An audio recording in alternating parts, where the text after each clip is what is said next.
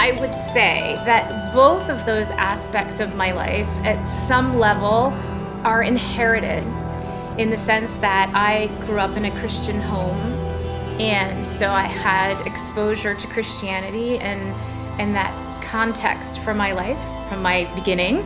And also within my family, experiencing nature and hiking and traveling and being able to see different places and environments was also very important in my early life and in my upbringing.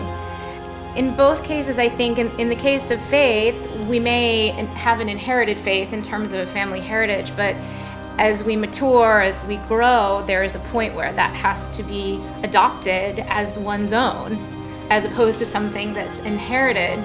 So that was a process that I went through as an adolescent. I had a period of time actually where I lived overseas and had the opportunity to worship in a church of a very different culture than I had grown up in, and that was very instrumental in the process of me incorporating Christian faith as my own, as opposed to something that was inherited.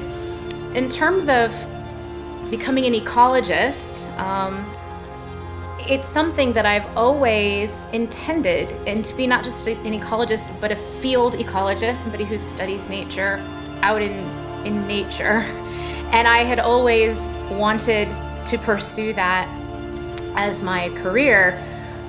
As one is going through schooling and applying to graduate school, everyone will tell you that, of course, everybody wants to be a coral reef ecologist. So that's pretty much impossible. So you should come up with a more practical plan for what kind of scientist or what kind of ecologist you might be able to be. So I had my backups in like stream ecology and some other areas, but I always intended to be a field ecologist, to be able to be in nature and understand nature and study how nature works.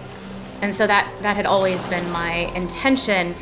It's been the blessing of my life that I have indeed been able to have a career, have somebody pay me as my day job, to have the opportunity to experience coral reef systems on a regular basis and to have that be the focus of my study.